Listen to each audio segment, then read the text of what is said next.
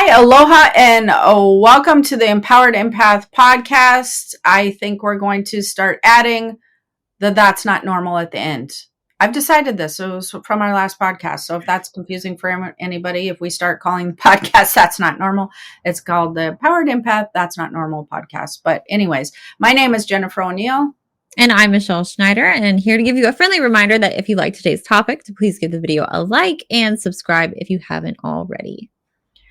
So today we are going to be talking about categorizing your emotions, or I don't know, like, well, I think into this one because I think this is something that's the right word. Yeah, that's been on my mind a lot, and I do feel like with the energy, we're in a lot of like volatile kind of stuff. It's very emotionally triggered, and when we're emotionally triggered, I feel like sometimes we can let it get the best of us.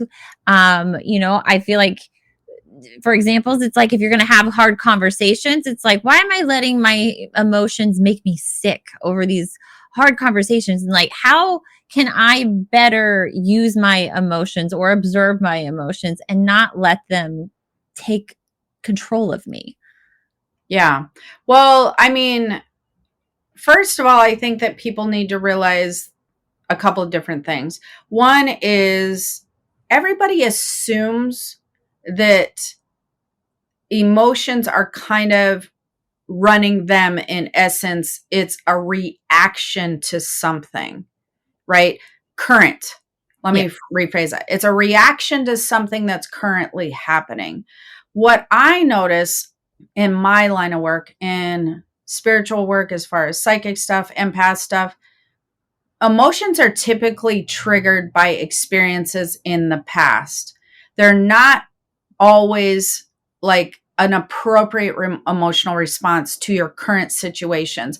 And that's why I think that it causes people a lot of problems, a lot of being sick to their stomach, a lot of issues working through things, because you have two things typically working against you when it comes to emotionally all of a sudden just feeling sick or upset or worried.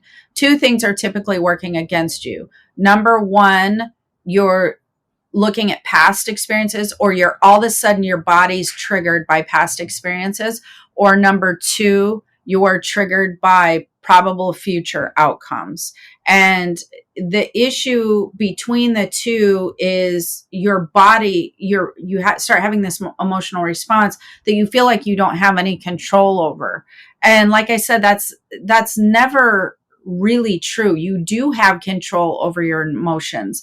But sometimes I think if you're in that thought process or that train of thought that emotions are just happening to me, this is just my response, you need to understand where your response is typically coming from if you want to be healthier with it. Yeah. And to take that one step further, why I would want to see people have more healthy responses is because emotions are very closely linked to your spiritual frequency. So you have an emotional body that is very closely linked to your spiritual frequency. It actually dictates your spiritual frequency. And therefore, it's going to be extremely important for you to understand how that's affecting your reality and your physical environment. So emotional responses, I feel like you have a responsibility to kind of filter through them if you want to stay in a healthy place vibrationally, frequency wise, spiritual body wise, then physical body wise, because everything stems from the root of, your emotional body. And what I mean by everything is your physical reality, your physical body. That's where everything starts. It's where everything grows from.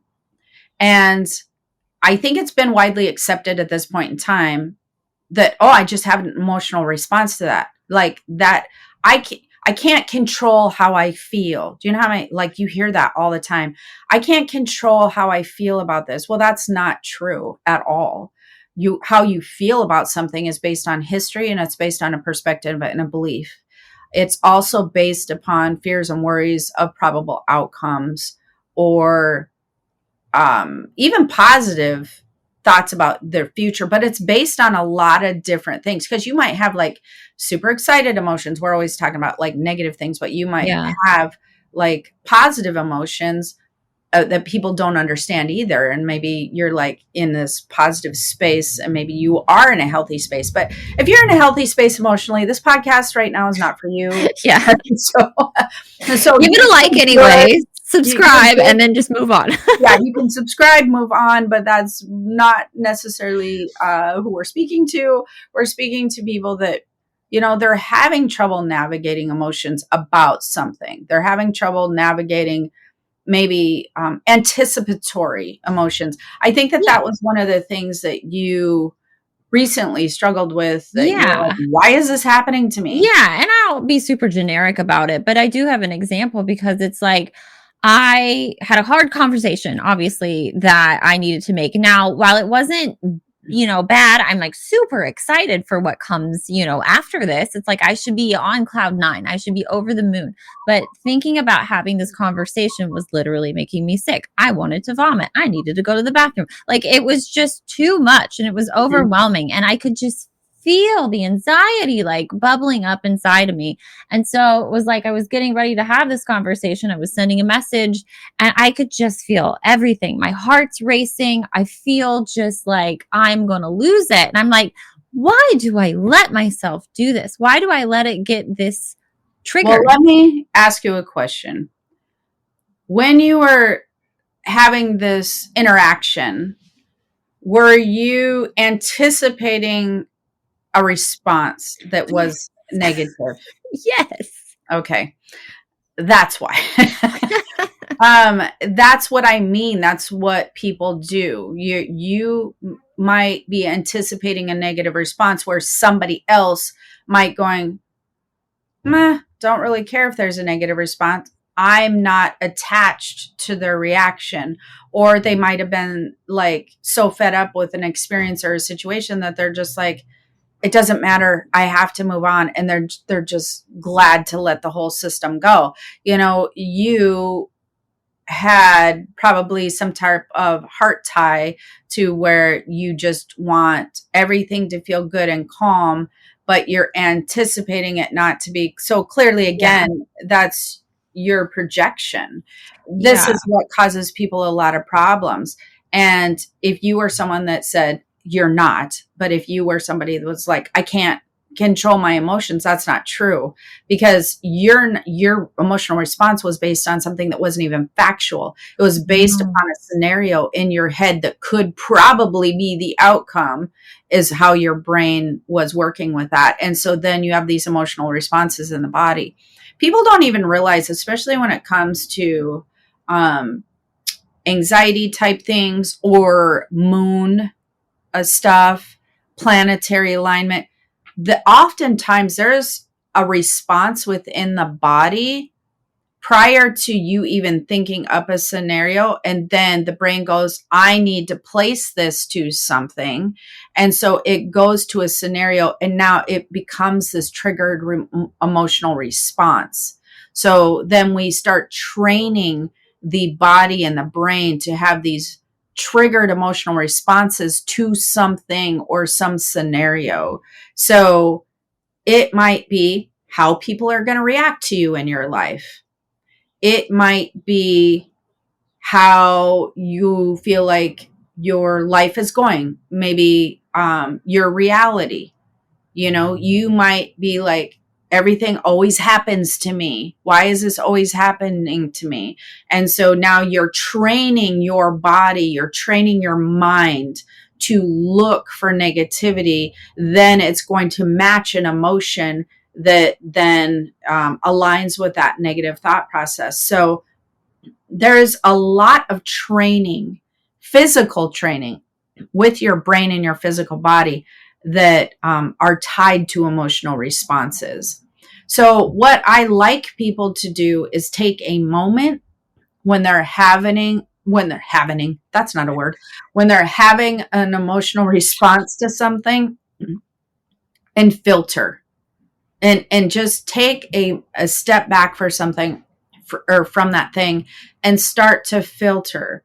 Is is this an appropriate emotional response? Number one, is this matching the experience or the interaction? Number one, because oftentimes if you're having an over the top emotional response, it's typically not matching what's going on because you've escalated it for other reasons, such as history. Maybe you had a really bad day and that was just the straw that just broke the camel's back at that point. It just blew up everything. So or maybe the astrological energy is heightened and you're like, why am I having this response? So I like people to take an emotion that they're not feeling comfortable with. If you're feeling uncomfortable with your emotion, take a step back from it for a second and filter it. What history is attached to that? What have you had happen in the past? Then I'd like you to change it, because I don't like it when people have constant negative emotional responses to things that are based upon history, because that's no way to change your future. It's no way to change future probable outcomes. And if you don't want to repeat the same pattern over and over again in your life, you need to be very conscientious of triggered emotional reactions. And then you need to filter. You need to go, is this appropriate? Why am I feeling this way? And then you need to start going, I could probably change this if this happened. This could be a different scenario. This could be a different future outcome. This could be good in this way. I think that people naturally go to, again, we've talked about this over and over again, to fear all the time. They're constantly going to fear, fear, fear. And I don't think that that's the best place to live with your frequency. But oftentimes, or I would say, it's very probable that most people listening have also trained themselves in a fear-based scenario. And so that aligns all the things. It aligns your emotional responses. And so then your body's going to have a physical reaction, of course. Yeah. You're going to have a physical reaction to something negative happening. That doesn't feel good to people. Something worrisome happening does not feel good to your body. You're going to feel nauseous. You're going to feel upset. These are your body's responses to, I'm not in love with this feeling right now. Yes. It's not necessarily the response to, I'm not in love with this experience. It's telling you it's not in love with the frequency that you are living in at the moment. And your emotions are your frequency. They will dictate your frequency. They are dominant within your frequency. And your physical body's like, I don't like this. I want off this ride. It is your job then to go, okay, let's get off this ride and go on, let's get off the roller coaster and let's go on the little merry-go-round. That seems nicer. So, it's your job to change that. It's your job to rework those emotions, because they're guided by your perception and your belief system. Which is totally what I was able to do in this instance. Thank goodness it was the conversation when I sent the message. It didn't happen right away. So I had about 3 hours. And so the question that I've been asking myself lately, whenever I start to feel really uncomfortable, is, how can I change this frequency? And so I started doing all kinds of stuff, like just in an attempt to calm me down. I played nature music on my YouTube channel so that I could just get into sort of a different headspace. It was a lot calmer. I called in some angels. I started writing myself some inspirational notes too. And I just started feeling so much better that by the time I did have the conversation. And the other thing I kept doing is I kept repeating, well, what if this just went perfectly smooth? What if this was just such an easy conversation? And when I had the conversation, it was easy. And I was so proud of myself. What I typically do in those scenarios, if I start to feel upset or nervous or worried about something, I just go to, wouldn't it be amazing if this happen? And I just fully embrace into this would be awesome. This would be almost like you're making up an imaginary scenario that I would love it if this happened. And then this was said, and then this was the feeling afterwards. So I really focus upon the scenario, but what I focus upon the most is after that, I'm left feeling, wow, that was really easy. Wow, that went very smoothly. Wow, I'm just feeling very peaceful after that. So I really focus upon the emotion after the event. So like if I was having a conversation or an experience, or maybe I'm doing something new. A lot of people will do that with something new that they're going to experience. Maybe they're traveling somewhere they've never been before, and they start having that anxiety and they start having an emotional response, and their body starts, getting a little nauseous, and then they get IBS going on the airplane and whatever. What you want to do is gravitate towards thinking about getting there and going, wow, this is a really cool space, or even going past that and thinking about then coming back home. If like you're going on an airplane and you're like, wow, that was one of the funnest trips I had. That was absolutely amazing. I want to do that again. And then you focus on those feelings in the body. So now what happens frequency wise is you've moved yourself out of fear and worry in the body's frequency to peace and fun and wow, that was great. The body doesn't know the difference between time and days and all the things. All it knows is, oh, thank God we're feeling peaceful now. We're feeling love. We're feeling, oh, everything's okay. We're feeling calmness. That's all it knows. It doesn't know that you're attaching it to a probable fear of whatever. All it knows is what it's feeling at the moment in time, and that's all it cares about. So you want to keep your frequency in the best place that you possibly can at all times. I like your technique because if they're so worried that they're looping and obsessing about the fear or the worry, the only way to break a habit of looping and spiraling is distraction. And so I actually teach that as a technique where you want to distract yourself. You want to go to music, a show, nature, have a conversation with a friend that might not entail what you're worried about, but like something that is distracting your mind from the emotion. It then will fit that emotional space, your frequency will then be filled in with other vibrational frequencies. So for instance, if you start listening to music, most people that can help line up their frequency quite quickly. And then they start, maybe you're thinking about, but you start moving a little bit with music and you start kind of getting into the rhythm, and then you get into a happier space. Your frequency is just changing right before your eyes. That's really just the trick. If you're starting to, you go out in nature and then the sun hits you and you breathe the fresh air and you're feeling good, then yeah, you're going to be distracted by maybe the birds singing, and then you're like, wow, that's really cool. Oh, the sun feels really good. I love that feeling on my skin. And, you're going to be distracted, and then those emotions are going to be replaced.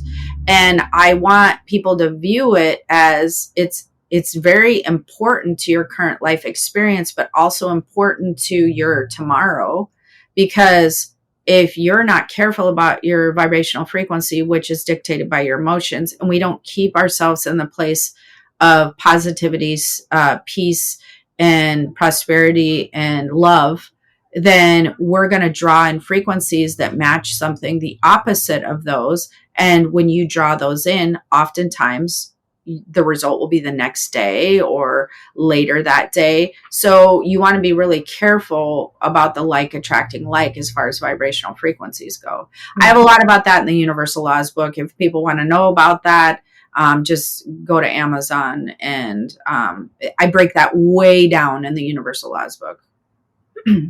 Yeah. So does that make sense? Yeah, it completely makes sense. Yeah. So as far as compartmentalizing emotions, I think that also it's very important to separate from emotions for a minute and get into an observational standpoint. It's important to know that your emotional vibrational frequency will dictate your physical health I think that that is huge to know. So I think that we would then um, want to be careful, because I see a lot of chronically ill people that are working with their health and their vibrational frequency, and they make huge adjustments, huge strides and changes in their life for the better. And their health starts to improve. It's all based upon the frequency, which is based upon the emotional reactions to things and people and places. So you always start there, always. How are you feeling about things? Are you feeling responsible? Are you feeling guilty? Are you feeling desperate? Are you feeling hopeless? You always have to start, you have to probe and look for negative emotional frequencies, because your body will physically react to those: nauseous, sick to your stomach, IBS, anxiety, overwhelm. And if you feed those emotions to your physical body long enough, if they are your dominant frequency long enough, the body will break down. And that's when we have major issues, chronic issues, fibromyalgia, chronic inflammation, cancers, things of that nature. It needs to be the body needs a dominant, healthy frequency, a dominant, positive frequency to heal itself. We stand in our way of going, emotions are harmless. That's another thing that I find very interesting. People focus so much upon their verbiage when it comes to their I don't know, frequency, I guess I would say. They're so focused upon verbiage and what they would say that they think emotions don't really hold much. But even just with the podcast that we just did on telepathy, that we were just talking about this, verbiage is a very physically based language and experience. Yeah. Energy and telepathy and all the emotional body, which we didn't add into the telepathy podcast, but the energetic frequency is what dominates most of all your experiences. It's going to dominate your spiritual experiences. It's going to dominate your physical experiences. It's going to be primary, and it's going to be very, very important. But yet the emotions get dismissed. And I find that very strange. I get it. Don't get me wrong. I understand it. They feel very blasé, like it's just a fleeting thing. Yeah, I would say that only has to be true for somebody who maybe hasn't experienced such intense, because I've joked to myself so many times that emotions are going to be the death of me because of how Okay, well, stop saying that. Because of how much I have let them hurt me physically, I guess. I get so worked up, and then I get so sick. And then I'm on my deathbed, it's just like, it's not a good time. And so I don't want that to be the case. And I know that it's like, I'll run into things from time to time that might trigger something, but it's like, for the most part, I just want to stay away from the negativity and the fear as much as I can, so that I'm not having these physical issues. Yeah, I think that you've learned that over a lot of work that you've done in the spirit realm, and you've learned how much that those things tie together. Yeah. I think that typical people just don't get it. However, I would like people to comment on this, because how many times does anxiety make you sick to your stomach? How many times have you been nauseous from going into this place or having this conversation? How many times have you had IBS because of whatever that you were anticipating or a situation you've been in? It's your physical body's response to a frequency that it is not in love with, and it's begging for you to change the frequency. And the frequency starts with your perspective and your belief system. And you can always find the good in everything. You really, really can. I would say that is people's downfall that I would like them to be able to improve upon, because even as a psychic and a spiritual teacher, I oftentimes see a light, several lights at the end of people's tunnels. I see positivity oftentimes at the end of people's tunnels. Like they get tunnel vision and they're so worried, and people don't like change. Oh my, they do not like change. They say they want change, but when they're experiencing change, they lose their mind. They're like, this is unfamiliar. It doesn't feel good. That's basically what it is energetically, is it's unfamiliar and it doesn't feel good. And then they start with the fear and the worry, and then it might be a change in a job, a change in relationship, a change in your money structure. It doesn't matter, a change in your health. You immediately go to the worst because change is so unfamiliar that it feels scary. But if you never have change, you don't get to the really cool parts of your life. And so when I'm doing readings, oftentimes I'm like, thank God this catalyst is happening with this person, because it's going to direct them to this direction, which is where they've been resisting going for all this long time. Thank goodness that they're experiencing this, because I see something positive on the other side. So I would say way, way more than not, I see something cool happening at the end of a change or an experience that you're unfamiliar and uncomfortable with. Many more times than I don't, I will see something very cool and positive on the other end of that. The person who's in it would beg to differ 18 different ways to Sunday. Hence why they're usually calling for a reading. But it's really interesting and kind of sad, really, how often that I see why it's good and why it's going to unfold in a very wonderful way. Yet they feel like they're literally on, the Viper roller coaster that is never going to stop, and it's never going to let them off. And they're terrified and nauseous the whole time. Yep. Yeah. So you want to understand that your emotions are very heavily involved with your physical body and your physical health. You want to understand your emotions are not something that happens to you. They are usually based upon past experience, future fears. You are also in control of your emotions. You can dictate them. But we're like little children sometimes, that we just be like, wow, we have no control. You do have control. It's based upon your perspective, your viewpoint, your belief system. So you will want to pull back and observe, maybe observe it like it's another person, so that you can have a more objective, neutral standpoint, and pull back from the emotions so you're not in it. And then the last trick would be look for the positivity, the positive probable outcomes. You could do Michelle's trick if you have to, which is distraction first. And I do teach people that. It was the quickest way. It's the quickest way. My quickest way is I don't need the distraction anymore. I don't think that you would necessarily. You could just go straight into, I'm going to create this experience the way that I want it to look. Actually, that is another podcast I'd like to get into.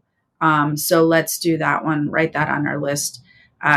Creating the experience, creating the outcome the way that you want to. And that's based upon something that I think is so funny. I'm going to leave the people with this because it is going to make everybody laugh. It was my son's birthday the other day, and we were talking about manifesting and different things. And this was way early on. I mean, I was young, and I was talking about with my daughter. I was pregnant, and I was just enjoying the pregnancy, and she came out absolutely beautiful and everything. But I was along for the ride in the pregnancy. But when I had my son during these times, which freaks my daughter out and all the other young people out there, you didn't have an ultrasound that told you what the sex of the baby was or any of those things. And I really wanted a boy. because we had a girl, and so did my husband. You know, we wanted one of each, but you don't know. You might have two girls, whatever. And so I thought, well, you know, if I'm creating this baby, why can't I create it the way that I want to? And so I was telling my daughter-in-law's sister, I said, so it's kind of like build a baby, like build a bear. I thought, why can't I build a baby? So I started with all the qualities that I wanted. I wanted him to be a boy. I wanted him to pull from the Filipino side. I wanted him to have my husband's eyes and my husband's lips. And there was a nice combination of both of us. And every day I was just like, I'm creating this baby. I'm creating this life. So why can't I create it the way I want to? And it was really interesting. And I did it every day, every single day. I just felt that I was doing this and my body was creating this. And I had no idea. I didn't know. It was an experiment. I was just playing around. And sure enough, he came out exactly. I already knew what he looked like before he came out because it was exactly what I had pictured. And so, yeah, you can build a baby. I was telling her, I'm like, why are not more people doing this? But I would like to get into that further, into building your reality, and understanding that. So I'll probably repeat that story, but I think we need to put that on our list. Absolutely. Yeah. All right. So hopefully you enjoyed the podcast. Until next time. Yeah, give the video a like if you enjoyed the topic. If you have any questions that you want to add, you can leave those in the comments, and subscribe if you haven't already. Yeah, and I'm going to do a poll. We may change the podcast. I keep thinking about it. So, Not So Normal Podcast. If you like that, if you like the name, comment below. Build a baby isn't the most normal thing, is it? It is not. And it just came to me telepathically. That's what my guides probably told me to say. So it's very catchy. It was understandable. I think that people get it when you say it that way. You know, like people can relate. They get a visual. It's weird, but it's true. So yeah, there you go. All right. So yeah, comment if you have any other questions or comments. We'll be going further into this on the next one of based upon the build a baby. Oh my. Okay. So definitely tell us if you like the new name that we've changed. Maybe it's a new thing for 2025, the Not So Normal Podcast. And we'll talk soon. So have the most amazing day. Aloha. Bye. Bye.